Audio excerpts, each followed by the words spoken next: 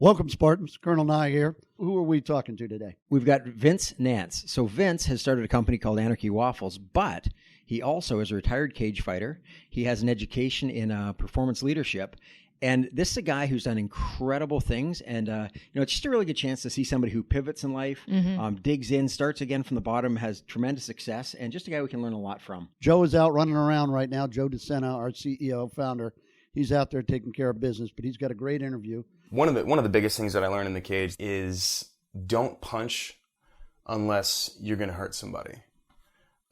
Everything you do, mean it. We're also, Sephra is out in New Zealand or Fiji or somewhere feeding the world on her seed project. So in her place today and standing in, we've got Dr. Laura Pence, who is the Spartan Mind Doctor. You'll find me Spartan Mind, where I dive into just how to get tougher in the mind on Wednesdays. We've got Johnny, kind of our anchor at all times here, who's also the Canadian race director. True story. And in my background, as I am the military liaison officer. So remember, we're going to be here at the end of this episode to talk about the great things that we've learned from it, and stick around. This episode of Spartan Up is brought to you by Duke Cannon. Visit dukecannon.com right now to get 15% off your first order with the promo code SPARTAN. Free shipping on orders over $35.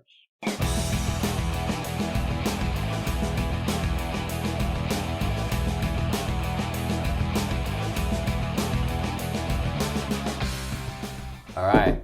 We are here for Spartan Up Podcast at West Point. I told you we were going to do this whole series of podcasts at West Point, which give us some really interesting characters, and this guy is interesting. This is Vince Nance. Do I call it Nance? Nance, yeah. Nance. Vince Nance, cage fighter.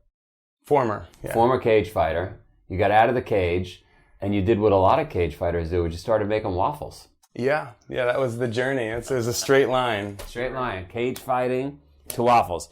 Well, while I'm talking, why don't you start getting the waffles going, because I'm starving. So what do we got to do here? I'm going to get some... I'm going to jump up really quick. Yeah, You're attached. Okay. All right. And so for those listening, Vince has a waffle company, which we're going to talk about. And these waffles are super healthy. They're dairy-free. They're gluten-free. And he was kind enough to bring the mix and the waffle maker. And so while we're talking, the waffles are going to be cooking. And then we're going to eat them at the end once we go offline. And so sorry for all of you out there listening. You're not going to have a chance to have any waffles right now. But if you want to check it out, it's and we never do this. We're never very commercial. It shouldn't sound like a commercial. It just, I know everybody loves waffles. Go to Anarchy Waffles. Because these are waffles with a kick, right? They've got a little like... There's 10 different flavors that we have. 10 different flavors. They're all gluten-free and dairy-free. My daughter is severely celiac, so it was kind of a non-negotiable thing. But she likes coming over more now. So nice. It's great to be able to. So one of the things that we really loved doing when we were first starting out, we would actually go into my friend's cafe and cook waffles for people for free. And just give them away because we loved making waffles. We just loved the experience of people not really knowing how to react when we would say, they'd say, how much are they? And we'd say they're free. Just eat them. Just enjoy a waffle, And people didn't know what to do, and so they would always they kept using the word anarchy. They'd be like, that's anarchy, because it was free, and so we kind of just kept the name, and we were like, and now if we kind of play on that theme now, where it's... Now, rumor has it, before we get into your cage fighting career and tips that you can give those listening out there on how to become successful and resilient and just getting it done, before we get into that, rumor has it that the pancake industry has started a fight with you guys. Yeah, they're scared. It's actually... it was actually us that started the fight. The pancakes... you guys are aggressors. We're definitely the ones that started the argument. I don't know if you've ever heard the quote, waffles are just pancakes with abs. I like that. So it's, I definitely love waffles a lot more. And all the mixes out there that you see are just, pancake and waffle mix. And so ours are just waffles. Yeah. People say, like, can I make pancakes out of them? I'm like, I really wouldn't. They're kind of sad and flat, but the waffles are 3D. So I like that. And And so how do you get into cage fighting? Like go back. Where'd you grow up? So I grew up all over the world. My dad was in the Navy. And, I grew up, traveling and, can you smell those yet? I smell the waffles. Yeah. And you could even hear them like sizzling. Yep. But go ahead. Dad was in the Navy. Yeah, my dad was in the Navy, so I grew up a Navy brat. Got to travel the world. I started doing taekwondo when I was in Iceland when I was 6. And that was my first real exposure to, martial arts proper. Did you like it, or was it kind of like, hey, Dad, why am I doing this? My dad was a boxer, so there was just a lot of background of being able to do boxing, wrestling, taekwondo my whole childhood, even judo when I was in high school. What was your favorite martial art or fighting sport? Probably boxing and wrestling were the ones that I identified with the most. Wrestling's no joke. Wrestling is no joke. Yeah. That's where you learn what a practice is. Yeah. You learn what that means. And after wrestling, everything else you do is like, okay. Easy. Yeah. Yeah. We interviewed a lot of wrestlers. I'm good friends with Coach Rob Cole over at Cornell and got to know Kyle Dake. And for those of you listening out there, wrestlers are pretty resilient creatures. Yeah. Right? Yeah, they have a different level of sweat tolerance, And what I found through Colonel Nye here, and a lot of special ops folks will actually seek wrestlers. And then you tell me if I'm wrong, but MMA, a lot of the folks there say that, hey, if we have a wrestler, we could quickly turn them into the other things. Absolutely. The foundation of wrestling is like no other. Absolutely, yeah. For me, as a Brazilian Jiu Jitsu instructor, my business partner just got his black belt. We're so proud of him, so happy for him. But as a Gracie Barra Brazilian Jiu Jitsu teacher, for me, if a wrestler walks in, for the first 6 months, maybe for the first 3 to 6 months, like, you're okay. Once they get like a couple moves that they're really good at, like, just buckle up. Yeah. Because they can take that foundation of movement and sort of plug it into anything else, and they can just reformat their understanding of the body and of movement, and you better watch out. So. Where is your gym, or your dojo, or what do you call it? Yep, gym, Mansfield, Pennsylvania. So it's a small town, 3,000 people in Pennsylvania, and I tell you what, the drive here made me so grateful that I live in a small town. Yeah, I agree. You had to go through New York? Yeah, I drove. It was amazing. So it's so strange because like. You say hi to people, everybody knows everybody, and it's just like, you don't need to lock your car. Yeah. You do, but you don't have to. If you forget to, it's like, why do I even lock my car? All right, what's your plan? Are you going to drive back tonight, or are you going to hang out? I'm actually going down to Brooklyn to see some friends down there. Oh, good. Getting a little pancake fight down in Brooklyn? Yeah. I'm actually going to go make waffles for some friends down there and make their apartment smell good. So what'd you learn in the cage that we could apply to life?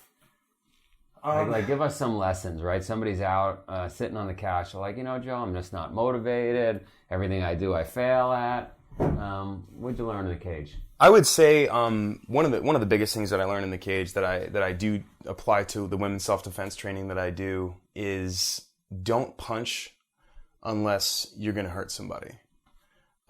Everything you do, mean it. Because if your hand leaves your face, it better do damage. Otherwise, there's no point in leaving your face. You might as well just stay there and block. Protecting yourself. Right. So what you do, I would say the first thing that I learned in cage fighting, the first kick I ever threw, that connected and didn't hurt anybody. I was like, slap, and I was like, no. Right. You hear that empty. Yeah. That kick, and you didn't put any sauce on it. You could have done some damage. You could have actually made it count. But instead, you just kind of hear this hollow resonance, and you're like, oh man. There's no feeling worse than seeing a punch connect and not having put your full force into it. So no matter what you're going after the waffle business. Yep. And you're throwing everything you can at that punch. Yeah. If I'm not going to put everything I have into it, then I should be doing something else that I'm going to put myself into completely. I like that one. What else did you learn in the cage? You learn that a lot of people want to start training, and my favorite line of all time, it gets me every time I laugh, is I'm going to start training as soon as I get in shape. I hear that a lot too. We're gonna do a Spartan race once I get in shape. Yeah. I'm gonna join your gym once I get in shape, and I'm like, man, you start at the beginning like everybody else. Yeah. All right, we're getting the beeps. Yep, we're getting the beeps. Wow, these look good for you out there that are not getting the benefit of a banana Let me actually grab a walnut plate. waffle. Your hand burning? A little. Yeah. There's another waffle in there that my hands weren't all over. If That's all right. If you just flip it over. Yep, perfect. If you want to grab that one out, here's a plate. This company is another good, a good example of Which company? This Anarchy Waffles. Yeah. Is a good example of kind of adjusting as needs change. You start to you start where you're at. For me, there was a lot of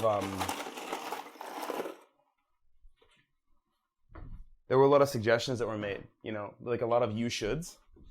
You guys should have T-shirts. You guys should sell mixes. When we started doing it, we were actually just making waffles and serving them to people. You want maple syrup? No, thank you. Real Pennsylvania Waffles are syrup. amazing. Yeah, it's like a hot banana bread. So Anarchy Waffles. You definitely threw a good punch that connected. Should we take a break for eating? No, let's keep going. I just wanted to didn't know Oh, the sorry. noise and, All right, we'll take a break. We'll eat our waffles, and we'll be back. All right, Spartans, we're going to take a quick break, but we'll be right back. But right now, I want to talk to you about our sponsor, Duke Cannon. And Duke Cannon is a men's grooming company. They've got an array of products, everything from soaps, big brick soaps, to hair gels, to some hand cream for those guys that get bloody knuckles, deodorants, and everything is for today's man, and really for guys who kind of want to be manly men of yesteryear, if you're asking me, because this stuff is the big brick soap. It just has these wonderful smells to it. It makes you think of a barrel of bourbon or even some beer, some woodsy smells. And it really takes you back, it's military inspired. It goes back to World War II, back to the Korean War kind of time period. From their artwork on all of their products to the actual products themselves, this is real quality and kind of old time stuff for today's man. Because it's inspired by the military, a portion of their profits go to military charities, including the Honor Flight Network, the Wounded Warrior Amputee Football Team, Canines for Warriors, Military Working Dog Team Support Association. So these guys are really connected to the military. And if you go visit Duke Cannon, that's DukeCannon.com right now, you'll get 15% off your first order with the promo code Spartan, and that's free shipping on orders over $35. So I highly encourage you, Spartans, go out and check out these products. They're really great. All right, thanks a lot. Out here. It's going to sound like we're doing a commercial. Anarchy Waffles does not sponsor Spartan. We have no financial incentive to say this, but these fucking waffles are amazing. So they're so good, in fact, that we took a little extra long break. We didn't do burpees. We didn't cage fight. We're just cooking waffles. And we're just going to keep eating waffles until we're completely stuffed. Yep. Awesome. Yeah. This is completely anti-Spartan, actually. We're just going to eat until we're stuffed, but they're really good. They are really good. Really good. I usually eat them. So what I do is I actually make them and freeze them. I have my freezers full of them. Yeah. And then in the morning, I'll just pop one out, put it in the microwave for a minute and 5, minute and 10, and then just run. Because a lot of the time I wake up, I live 37 steps from where I do personal training. That's awesome. I live above a car wash, and I got, when that apartment became available, because the guy who owns the car wash also owns our gym. And I was like, the car wash department's available? I was like, get me in there. Because I wanted to live close enough to just like run downstairs. My whole life, I've always lived right where I work because I don't want to waste any time. You ever read or check out a blog called Will It Make the Boat Go Faster? Awesome. Yeah. It'd be great for you to read it as you build this company. But basically the premise is Olympic rowing team wants to win a gold medal. There's no chance they're going to beat, I'm making up a country, Australia. Mm-hmm. Coach says, here's the deal, we got 18 months. Mm-hmm. every single decision we make, we're going to say, will it make the boat go faster? So we're not going to waste any time doing anything other than getting closer to our goal. Nice. Hey guys, should we sit around and have waffles? Will it make the boat go faster? No, we're not having waffles. Right. Well, right? And they ended up winning the gold. And so I love the idea of living right where you work because you're just not wasting any time. Yep. Right. And that sort of implies that you love what you do. Yes. You know, if you want to live closer to your work, You must that love probably it. means you're doing something right. Yeah, You know? I agree. So there's if I could just put a plug in for women's self-defense. Yeah. You know, I've been on a 7-year journey with that. And it's some of the most worthwhile work I've ever done. One of my goals is to actually travel around the country and do one free women's self-defense seminar for just donations. Do it at all our races. We got 65 races around the country. Just come to our races. That'd be amazing. Yeah. And it's for donations only, and all of the donations go to women's charities. Yeah, no problem. So all of we would support that in 2 seconds. I mean, imagine if you were would have been able to help that girl in Brooklyn. Was Iowa? Yeah, I believe so. Right. Yeah. So yeah, I mean, I read that article in the last couple of days, and I thought, you know, I have 2 daughters, right? You have a daughter, I have a daughter. She's Right. 18. and so you start thinking about that stuff like that. We've had a few Spartan women that have had tragic endings to their life because of some something happened like that. So It's hard to get people to take time out of their Saturday and designate the mental real estate to acknowledge A, that this is a possibility, right, and B, to not do the other things for that 2 or 3 or 5 hour block. sure, It's really hard, and I have so much respect for women that do that because it is a sacrifice, it is a commitment, you know, and that's the first thing I do is just say, I can't want this for you.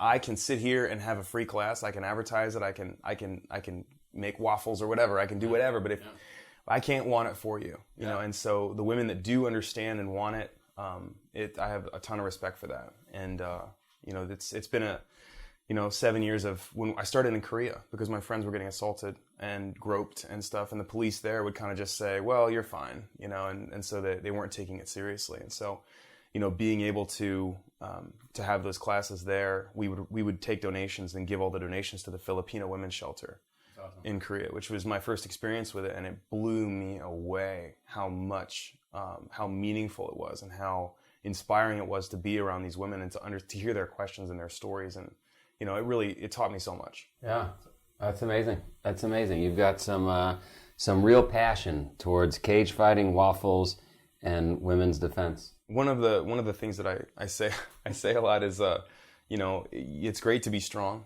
and this is something that I think would probably resonate with you as a Spartan and as a leader. Is, you know, it's great to be strong and it's great to have physical attributes or an ability, but one of the questions I like to ask is, what are you doing with that body in the world before you die? Yeah, I like that.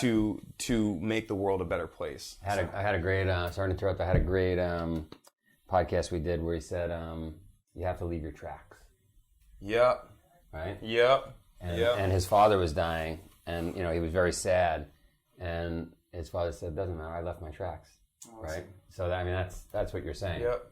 Yeah, it's helped me be, you know, not materialistic. It's helped me let go of the idea of legacy, and your legacy is people. Your legacy is love, is action. You know, you take nothing with you, and all of that. You know, it sounds trite, but when you really understand that, it really shifts how you prioritize things and what you want to allocate your time to.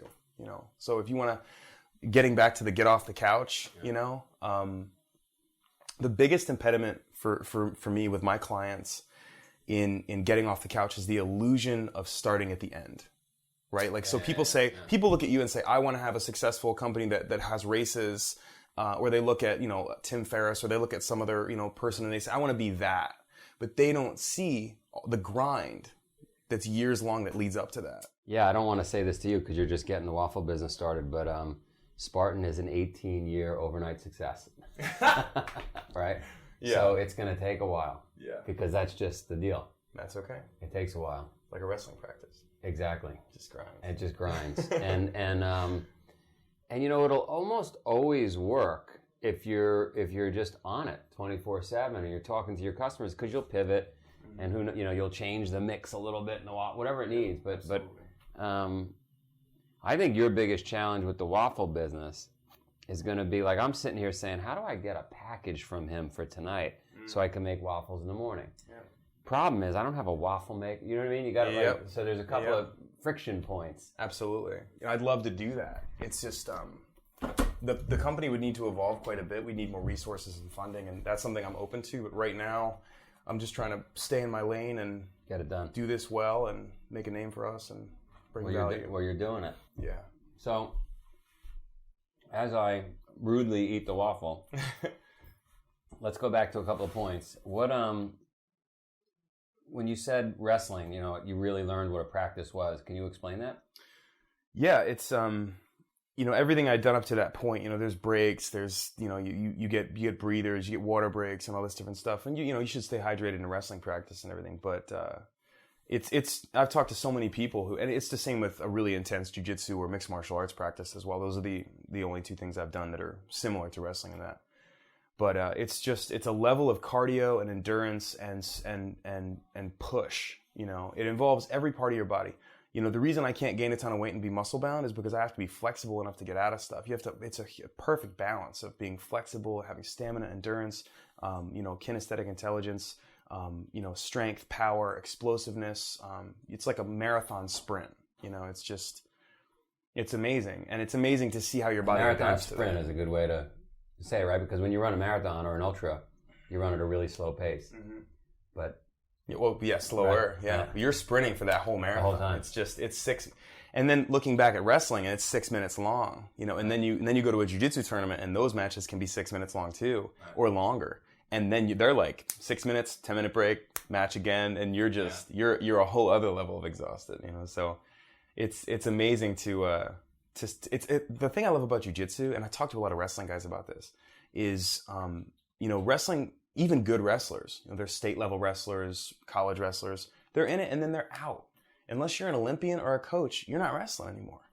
So Brazilian Jiu Jitsu allows people to continue on the journey. Exactly. So it's so compatible with, Anthony Bourdain got his blue belt in Brazilian Jiu Jitsu. Gave me a ton of respect for him in watching that journey, especially at his age. It's amazing. We have 70 guys over 70 at my gym, training. The Migliorici brothers? Migliorici? I've heard the name. Yeah, Migliat. Yeah, there's only one way I'd hear that name, but yeah. We've had them on the podcast. Awesome guys. You don't meet a master Brazilian Jiu-Jitsu. Am I saying that right? Yeah. That isn't cool. That isn't a down-to-earth, nice person. I agree. I've never met one. I don't think you make it to that level. Yeah. You get checked before you got to that point. And then you said something about the women's self-defense. There's been a couple of points where I really there was either a pushback or a complete redefinition of what I thought I knew, and I try to really welcome that. I try to let go of what I know isn't as important as the truth or what I think. And so when the truth presents itself, it's like if I think I'm good at arm bars and then I can't arm bar them. I can either sit there and say, well, this is a fluke and make excuses, or I can just say, I need to get better at arm bars. My idea wasn't true. One of my favorite quotes that I've been dealing with a lot lately is, you can't make excuses and learn at the same time. I like that. That was something that just occurred to me, and I was like, and it's so true. Yeah. My sister was home for the family reunion, and she was going off, and she was telling my nephew to do something. He was making a bunch of excuses, and I was like, buddy, look at me. I was like, you need to just listen to your mother and learn how to be better. And what you're doing right now is you're taking all your mental energy and putting it towards excuses for why it was okay. So you just need to learn. You can't do both. Right. And it was really cool. They don't get it as young, but that's I like that one a lot. But yeah, the first time I ever put somebody in a rear naked choke to show her how to get out of it, that was probably the biggest paradigm shift for me, because she burst into tears. She absolutely lost it, and I had no idea what was going on. I'm like, I was just going to show you this move. It turns out she'd had a boyfriend who had abused her. And just, she knew what was going to happen. We talked about it. I'm going to put you in a rear naked choke. As soon as she felt that arm on both sides of her neck, she lost it. And I learned that this is deeper and more serious. And This is not just about the moves. It's not just a gym workout. This is, you're doing real work. Yep. Yeah. It's deep and powerful, and that I needed to do a better job of creating a space that was, I started saying at the beginning of practices for self-defense, like, if you need to take a break, no one's going to ask you where you're going. If you need to walk out to your car, it's fine. Nobody's going to stop you. We also had to, when we did the donations, there were women that wouldn't come because they couldn't afford it. A lot of the time in these abusive relationships, the guy will control all the money. So she doesn't have $20 to donate. So saying to women, it's donation only isn't enough, because then they're going to be embarrassed because they know that you know. Right. And so then I made it anonymous. So it's optional and anonymous. So no one will know if you can't pay, and you pay what you want. And that way, they don't feel ashamed. And I actually don't want to know who paid and who didn't pay, because that deprives me of the ability to treat them differently. I love it. All right, so I'm in the middle of leaving and shaking hands with Vince Nance, and he starts talking about organizational performance and his degree, and I'm like, hang on a second, Marion, go grab the camera. We got to get this in the podcast. So the podcast is going to be a little, we're going to give it a little extra bonus content here. So tell me about what you studied. Yeah, so the degree that I got for my master's was in organizational leadership, and it across nonprofit. It's not just business. It was in, the military. It was in, different leadership styles, servant leaders, authoritarian leaders, all kinds of different contexts and things like that. But what I chose to really focus on was toxic leadership, and specifically the incredible detriment that it can be to an organization. That was just fascinating to me, to watch how somebody can, the effect that a leader can have. We focus on positive leaders a lot, but there's just as many, really dangerous. Maybe more. And yeah. So that led me to think that maybe, look, there's obviously an ego issue that, right? You get fed, mm-hmm. Your ego gets fed when you're leading men and women. Yep. And so as you're talking, I had to do my own little head check. Hang on a second. Am I doing these podcasts or these books and everything just because I want to be in the limelight, or is it because I've got this bigger mission, right? And so I think, like you said, we got to keep our ego in check. Yep. Yeah, right? it's for me. There's somebody said something to me. I was in my early 20s, and I was so adamantly against it at the time. He said, "There's no such thing as a selfless action," and I was like, "That's not true." But like the more I thought about it, the more I was like, everything we do really does come from a point of self. We're in our body. This is where we start everything we do. Right. And so I came up with the idea of, constructive selfishness and destructive selfishness. Stealing someone's identity to buy a jet ski is destructive selfishness, Right. But building an organization to build people up, maybe it's selfish inherently, but it's also constructive. So, you can kind of tap into the selfish nature of action as a strength if you do that. So what and so for the leaders out there, or people that want to be leaders, give us one tip, one thing that you learned through your studies to make us better leaders. Listen to your people. That would be the number one thing, is and create an environment where feedback is not only allowed but encouraged, and it's objective, and there's not even a way for you to punish people for their honesty. Because there's a temptation there to be like, oh, Jim said I'm not, oh, fine, but if you can really be open and really value the reality and the truth of your organization and your relationship to your people over the illusion of that you're better than you think you are, you will be able to approach your organization and your people in a way and with a basis in fact, and really let go of ego, let go of, be willing to listen and become the person you wish you were. It doesn't mean, if you listen, that doesn't mean you have to employ their advice. No, but listen and be open. Yep, and that works two ways, because then people want to be heard and they want to be valued. Right. There's actually studies that they've done, and I remember this from my days studying psychology, where they've done studies where they gave people a monetary incentive to do a task, and it actually, when it involved creativity, it actually decreased the ability of people to do the task well. And the only tasks that got faster or better when you involved monetary compensation were simple, like put this, screw this together, or put this fruit in that basket. It was very, Well, that's really good news, because the creative people I'm trying to hire are very expensive, and so maybe I need to let them know about these studies. People care more about how they're treated and how they're valued, and that they have that they're respected and that they're doing something worthwhile in the world, especially people who are creative typically. I love it. You're awesome. Hey, you're awesome. I could eat waffles here for a month. I haven't had a waffle in a year, and now I'm just eating waffles nonstop. Watching kids eat waffles with their families for the first time and feel like they're part of the family again is the biggest emotional payoff. Yeah, it's a big one. And they wouldn't do that with pancakes. Pancakes are just, it doesn't get the same. Yeah. You know what I mean? Right? They obviously it would never work. They sit in the corner usually when they're eating pancakes. They look at the wall. Sad. Yeah. All right. We had fun. Yeah. Awesome show, guys. First of all, who doesn't love... You were there, so how were those waffles? Because I wasn't there. He was there. I've had plenty of hotel waffles. Yeah. And they're not great. Yeah, they looked so fluffy. Yeah, and I don't know what he puts in them. I mean, it's all the healthy stuff, Right. obviously.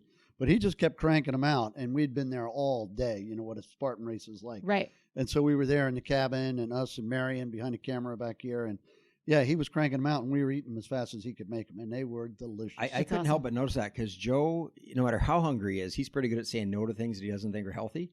He had one bite, and he didn't stop that entire show. Right, and there were, some of the people we had interviewed before, and some that were lined up behind, and they were all just getting in line to get their waffles. Which is sort of how he started, right? Just giving waffles away for free at the coffee Right. shop, which I think is such a cool sort of concept to think about, that like we can start doing something just because we love doing it, and then all of a sudden realize like I could maybe make a business out of this, Absolutely. Which I think is an opportunity for all of us to sort of learn from, in the idea of that we can start off doing something with one intention, and then that intention might shift, but the original like core of it stays the well, same. how many interviews have we done over time? 250. We're right, but the message is play to your passion. Yeah, sure. Right? I mean, find what you love, and if you love it, it isn't work. But stick with what you love, which makes you happy. And if what makes you happy can also help others, then it's a bonus.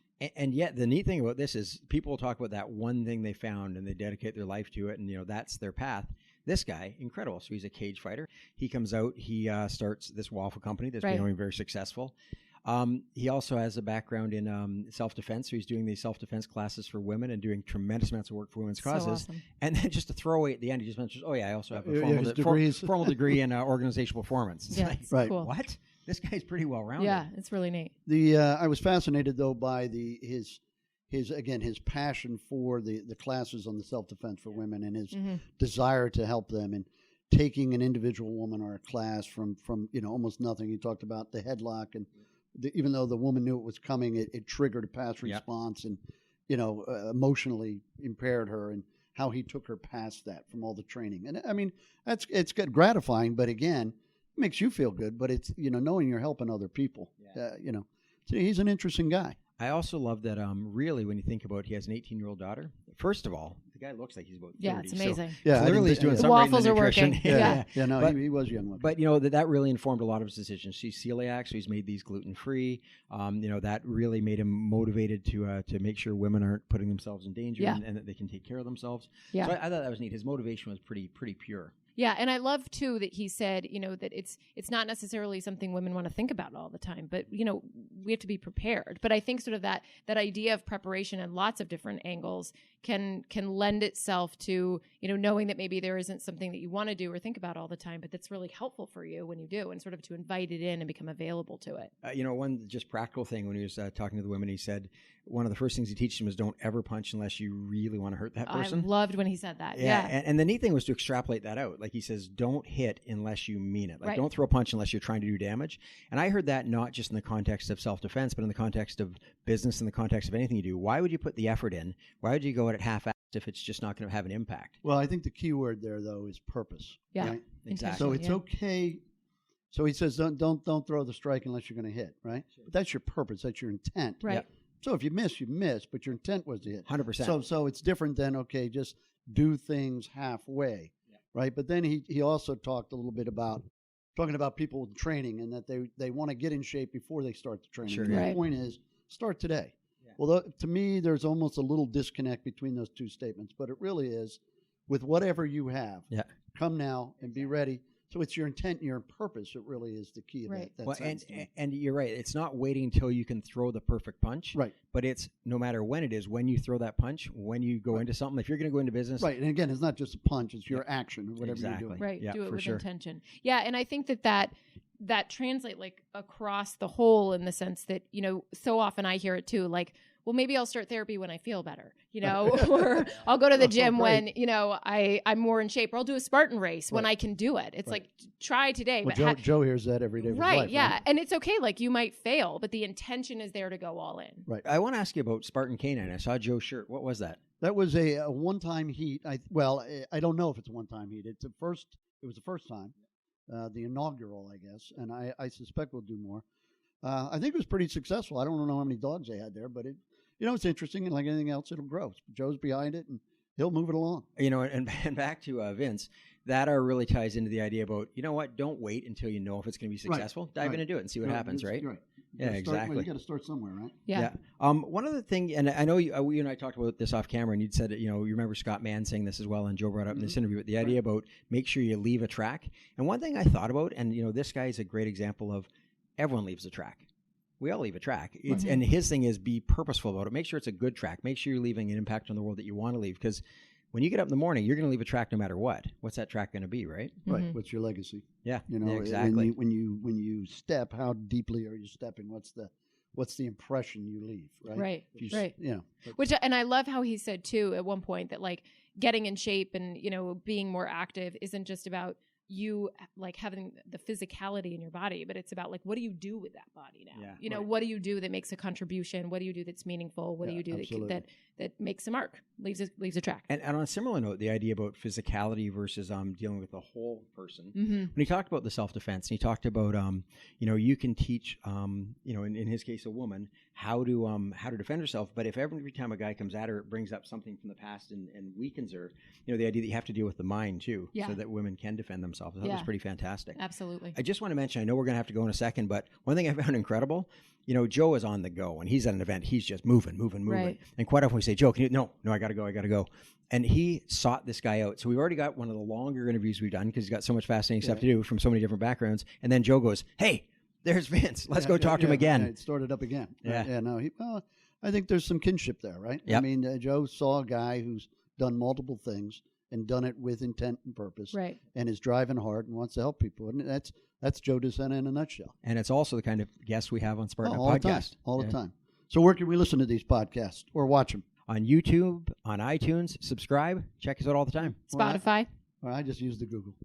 The Google box. If you have goals, we're here for you with daily tips to keep you on track and interviews every Tuesday with inspiring, motivating people. The only thing we ask of you is to push yourself and push your limits and to help us get the word out. We're on a mission to rip 100 million people off the couch and give them the tools to keep going. So please, tell your friends about us. Subscribe. Share it if you like this episode, and let us know what you think. Are we on the right track? You can find us on Instagram at Spartan Up Podcast or on Twitter at Spartan Up Pod. See you next week. This episode of Spartan Up is brought to you by Duke Cannon. Visit DukeCannon.com right now to get 15% off your first order with the promo code SPARTAN. Free shipping on orders over $35.